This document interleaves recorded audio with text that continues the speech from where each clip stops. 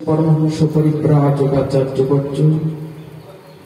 त्रिदंडी स्वामी श्रीमद भक्ति विभुद बोधायन गोस्वामी शिल गुरु महाराजेर अभय चरणे अनंत कोटि कोटि दंडवत प्रणाम ज्ञापन करी।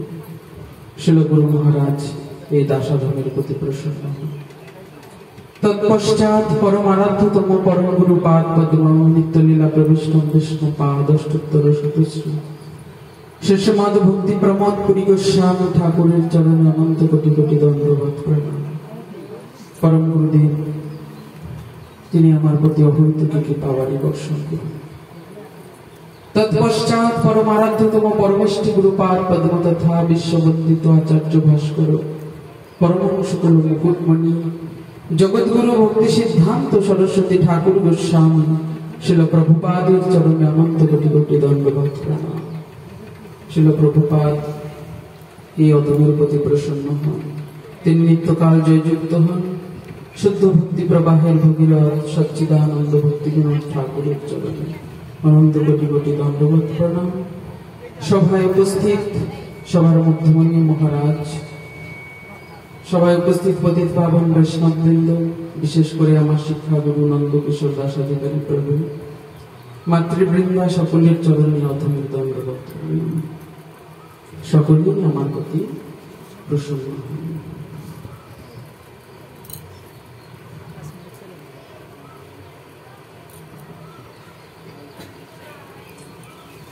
নরহরি ঠাকুর ভক্তি রত্ন করে বললেন, ওহে ভাই, বৈষ্ণবেতে সাবধান হবে। সদন্যে বৈষ্ণব অপরাধ ক্ষমাইবে। বৈষ্ণবের দোষদৃষ্টে হও সাবধান, নিরন্তর করো বৈষ্ণবের গুণগান। পূর্ব পূর্ব ভাগবত গণী কয়, বৈষ্ণবের ক্রিয়ামুদ্রা বিজ্ঞে না বোঝে। চৈতন্য মহাপ্রভু নিজ ভক্ত দ্বারে সবারে দিলেন শিক্ষা এই তো প্রকারে। বৈষ্ণব সেবা, বৈষ্ণব মহিমা এই সম্পর্কে আমাদের আগে ভালোভাবে জানতে হবে। বৈষ্ণব জিনিসটা কত দূর, কোথায় গেলে পরে আমাদের মুখ দিয়ে শুদ্ধ হরিনাম উচ্চারিত হবে। সদা যে হরিনাম সকলই অপরাধ, এই অপরাধ থেকে মুক্ত হয়ে কবে শুদ্ধ নাম উচ্চারিত হবে, কোন অবস্থায় গেলে কি প্রকারে সেই অবস্থায় যাওয়া যায়, এটাই আমাদের সব থেকে আগে বোধগম্য হওয়া দরকার। ভাগবতে বলছেন, খান্তির অব্যর্থ কালত্র বিরক্তি মান শূন্যতা আশাবন্ধু সমুৎকণ্ঠা নামগামী সদা রুচি। খান্তির অব্যর্থ কালত্র, ক্ষোভের কারণ থাকা সত্ত্বেও ক্ষোভিত হয় না বৈষ্ণব। খান্তির অব্যর্থ কালত্র বিরক্তি মান শূন্যতা, কেউ মান দিলে আরো বিরক্তি, মান নিতে চায় না, বিরক্তি মান শূন্যতা। আশাবন্ধু সমুৎকণ্ঠা, আশাবন্ধু তার উৎকণ্ঠাটা কোথায়, যে না আমি অবশ্যই কৃষ্ণকে, কৃষ্ণ পাদ পদ্মের যে প্রেম ভক্তি সেটা আমাকে লাভ করতে হবে এবং সেটা আমি অবশ্যই লাভ করব। আশাবন্ধু সমুৎকণ্ঠা নামগানী সদা হচ্ছে। আসক্তি তৎ গুণাখ্যানে প্রীতি তৎ বসতি স্থলে। আসক্তি ভগবানের গুণাখ্যানে। এর জন্য নরহরি ঠাকুর বললেন, ওহে ভাই, বৈষ্ণবেতে সাবধান হবে। নিরন্তর বৈষ্ণব অপরাধ ক্ষমাইবে। বৈষ্ণবেতে সাবধান। বৈষ্ণবের ক্রিয়ামুদ্রা বিজ্ঞে না বোঝায়। বৈষ্ণবের ক্রিয়ামুদ্রা বিজ্ঞ ব্যক্তি বুঝতে পারে। আর আমাদের বিজ্ঞতা আমাদের কোথায়? আমরা সকলেই অজ্ঞ। আজকের থেকে অজ্ঞ নই, অনাদিকাল হইতে আমরা অজ্ঞ। অনাদিকাল হইতে যেটা যা সেটাকে তা আমরা মনে করছি। আমার স্বরূপটা যে আমি কৃষ্ণের নিত্যদাস, এটা আমি মনে করি না। আমি মনে করি এই সংসারটাই আমার, আমি এই সংসার বা মায়ার দাস। তাহলে আমাদের অজ্ঞতা আজকে থেকে নয়, আপন্ন সংস্কৃতি ঘোরানো, ঘোর ভোগের সংস্কৃতি নিয়ে আমরা চলছি। জন্ম থেকে জন্মান্তরে পুনরূপী জননম পুনরূপী মরণম পুনরূপী জননী জঠরে।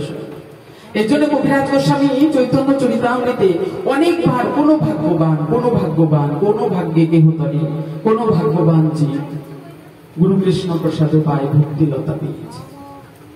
তাহলে আমাদের যদি ভাগ্যের প্রশংসা, ভাগ্যের জন্য যদি আমাদের আত্মতুষ্টি, আত্মপ্রসন্নতা হয়ে থাকে, তাহলে আমাদের এই বাহ্যিক যে আমাদের জড়জগতের যে মান, অভিমান, প্রতিষ্ঠা, অপরাধ, নানান রকম যে চিত্ত নানান দিকে প্রতিষ্ঠার জন্যই আমাদের চিত্ত নানান দিকে ধাবিত হয়, এইটা হবে না যদি আমরা আমাদের ভাগ্যের দিকেও তাকিয়ে থাকি যে আমাদের ভাগ্যটা কত ভালো।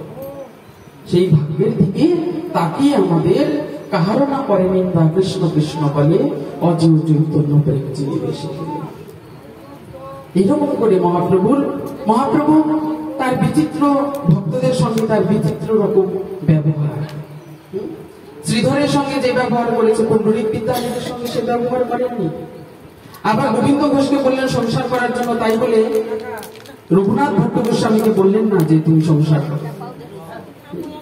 তাহলে মহাপ্রভু যেরকম যেখানে যেরকম যেভাবে পাত্র পেয়েছেন ঠিক সেইখানে সেই রকম উপদেশ করেছে। তো আমাদের উপদেশটা হচ্ছে গুরু বৈষ্ণব।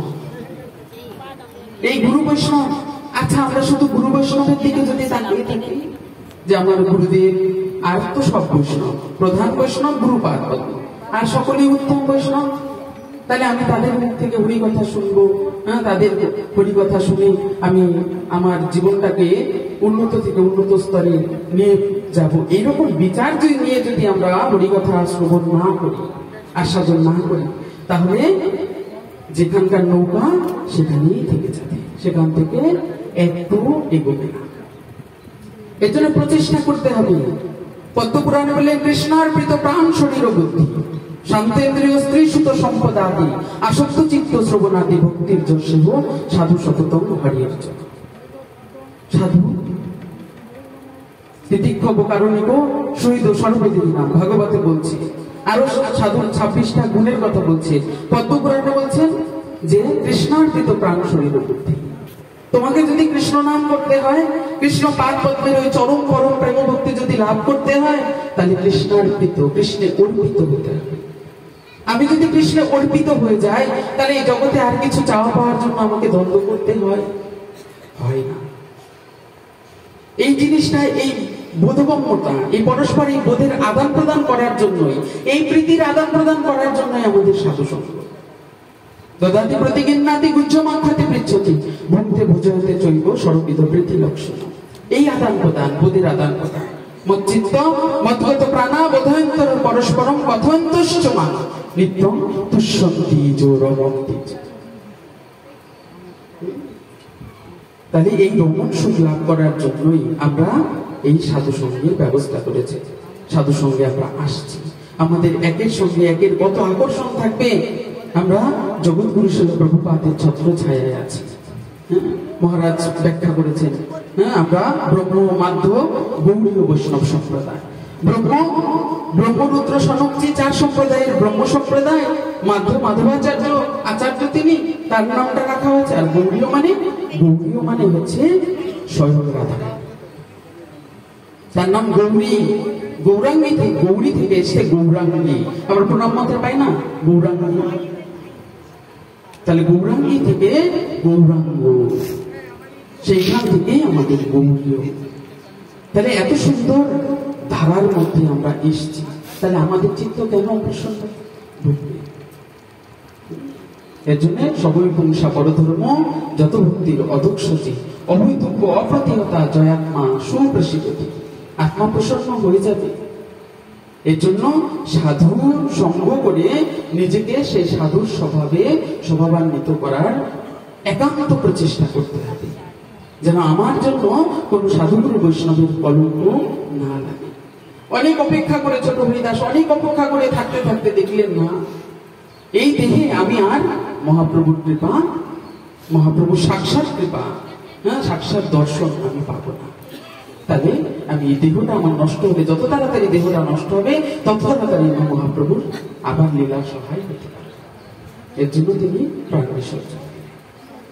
তো আমরা যে কীর্তন করছি, কেন বা আছে প্রাণ কি সুখ লাগিয়া, নরোত্তম দাসু কেন না গেল বলি। এগুলো এরকম নয়, যত বড় মুখ নয় তত বড় কথা, এরকম নয়। তবে আমাদের এই ভাবনাটাই, গৌড়ীয় মঠের ভজনই হচ্ছে বিপ্রলম্ব দশা। সম্ভোগে আমাদের অধিকার নেই, সম্ভোগ তো অনেক উপরে।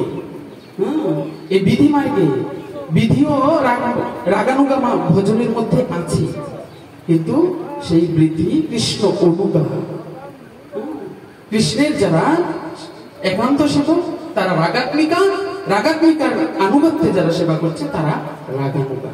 কিন্তু বিধিমার্গে ভজন করতে করতে করতে করতে যদি শ্রবণাদি শুদ্ধ চিত্তে কর হয়ে উদয়, যদি শ্রবণাদি শুদ্ধ চিত্তে উদিত হয়ে যায়, তাহলে ওই রসে আমাদের লোকজন হবে, সেদিন বুঝতে পারবে। তবে আগে দিল মাধবেন্দ্র পরিপাদের কথা বললেন, প্রভুপাদের কথা শুনে গুরু বৈষ্ণব আজকে আছে কালকে থাকবে না, কি অবস্থা হবে, কোন দিন আমাদের সামনে আসছে, এরকম ভাবে ভেবে অন্তত পক্ষে যেটুকু আমাদের সময় আছে আমরা নিজ নিজ আত্মমঙ্গলের জন্য যদি প্রচেষ্টারত হই, তাহলে আমাদের বৃদ্ধির অভাব হবে না।